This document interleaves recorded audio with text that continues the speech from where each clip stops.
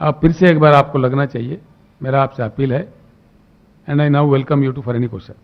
Sir ये जो बार वन एट ए टाइम, ये आपने शुरुआत कर दिया ऑपोजिशन यूनिटी का आज।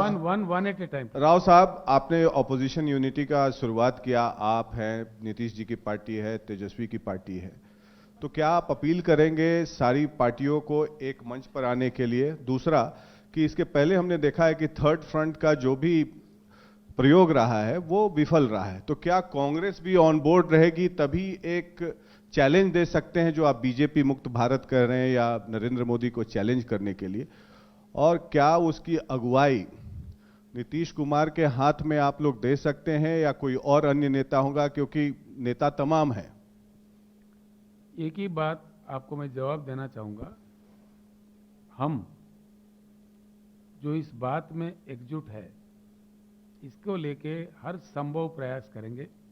कुछ ही दिनों में आपको इसका नतीजा देखने को मिलेगा। लेकिन नेता कौन होगा? आपको इतने घबराहट क्यों है?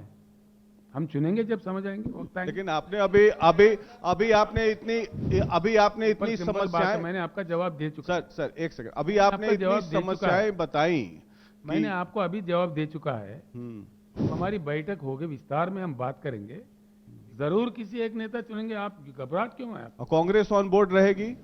मैं जो कह रहा हूं, विस्तार में बात होगा, उस बात के बाद कौन बात होगा कौन नहीं होगा उसका निर्णय लिया जाएगा उस बैठक में। राव साहब, हमें कोई जल्दी नहीं है।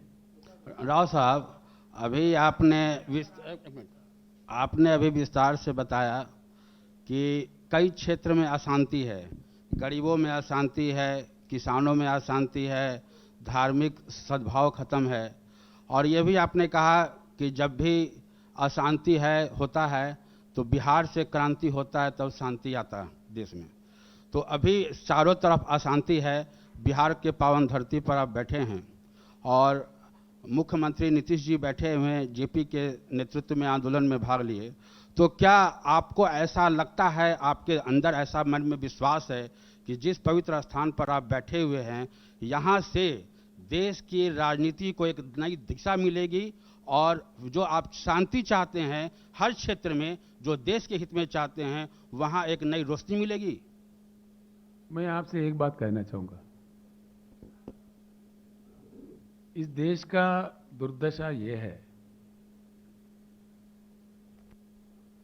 कि देश के कुछ भागों को या कुछ राज्यों को बीमारू राज्य का करार दिया गया है। बड़ा दुर्भाग्यपूर्ण बात है। कुछ राज्य हमारे देश के बीमारू नहीं है, जिन्होंने ये बात कहा है उनका दिमाग बीमारू है। जब देश है, राष्ट्र एकता है, राष्ट्रीय भावना है, किसी राज्य को बीमारू नहीं रहना चाहिए, उसको ऐसा अधूरा नहीं भी छोड़ना चाहिए, विशेष नीतियां बनना चाहिए।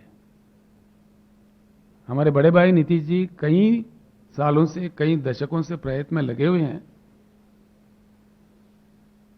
कि बिहार को विशेष राज्य का स्पेशल कैटेगरी मिलना चाहिए। काफी डिमांड उन्होंने किया है। हमने उनको पार्लियामेंट में कहते हुए भी सुना है, बात बाहर भी सुना है। जो प्लानिंग कमीशन को खत्म करके जिसे नीति आयोग को बनाया गया है, उसमें भी हम दोनों मुख्यमंत्री के हैसियत में वहां हिस्सा लेते थे, भाग लेते थे। उस समय भी मैंने सुना है नीतीश जी को वहां कहते हुए, उन्होंने डटकर कहा कि भाई हमको ऐसा कहना चाहिए। क्यों नहीं दे रहे जी? क्यों नहीं दे रहे? क्या वजह है? कारण क्या है? कोई कारण बताएगा? देश का प्रधानमंत्री, राजस्थान जैसा ही रह जाए? मैं जब नीतीश जी से लंच कर रहा था, यहाँ के फाइनेंस सेक्रेटरी, कई अन्य अधिकारी, वरिष्ठ अधिकारी हमारे साथ बैठे थे। मैं कुछ जानकारी प्राप्त करने की कोशिश कर रहा था उन लोगों से, सर भी साथ में थे, कि क्या नीतियां बन सकते हैं। मैं आपको एक बात कहूं, ये मेरी अपनी बात नहीं है। तेलंगाना एक यंगेस्ट स्टेट ऑफ इंडिया है। तेलंगाना जब बना 2014 में, हमारे पास भी कई समस्या ऐसे थे बिजली की बड़ी किल्लत थी, बहुत ही किल्लत थी। कब आता कब जाता भगवान जाने। हर दिन हजारों मोटर जलते थे किसानों के। बिजनेस तो सबसे ज्यादा था, कन्वर्टर, जनरेटर, स्टेबलाइजर, बहुत बड़ा बिजनेस था उन लोगों का। मोटर वाइंडिंग करने वाला का भी इतना बड़ा बिजनेस था। लेकिन आज तेलंगाना में एक 6-7 साल के प्रयास के बाद, कठिन प्रयत्न के बाद 24 घंटा करंट हम देते हैं जी, हर सेक्टर को। उच्च गुणवत्ता वाला बिजली हर सेक्टर को देते हैं। और ये मेरा बात नहीं है, आंकड़े भी मेरे नहीं है। पार्लियामेंट में मंत्री जी, केंद्र सरकार खुद बताती है। उड़ीसा में, छत्तीसगढ़ में जो पावर के कंपनियां, जनरेटिंग स्टेशंस बन के है, किसी न किसी बहाने उनको स्ट्रेस्ड एसेट्स कह के पार्लियामेंट में स्टेटमेंट दिया जाता है। 30,000 मेगावाट क्षमता रखने वाले कारखाने जो बटन दबाने पर बिजली दे सकते हैं, एनसीएलटी, किनसीएलटी, पिनसीएलटी, एक बुरे बुरे नीतियों के अनुसार वो फंस गया है। क्या हो रहा है देश में? किसानों को क्यों तंग किया जा रहा है? किसानों को क्यों परेशान किया जा रहा है? इसके पीछे क्या है? बड़ा षड्यंत्र है। जैसा मैं कह रहा था, देश को पूरा प्राइवेट प्राइवेट प्राइवेट बेचो इंडिया चल रहा है, ऐसे किसानों को भी बेहाल कर देंगे। उनकी पैदावारी नहीं खरीदेंगे, सही नाम नहीं देंगे, किसान के साथ झूठे वायदे करेंगे, इनकम डबल करेंगे, छोड़ देंगे। 13 महीने जब चुनाव आते हैं तो मीठी मीठी बातें करेंगे, माफी मांग लेंगे। चुनाव खत्म हो गया तो झूठी बातें कहेंगे। क्या हो रहा है जी?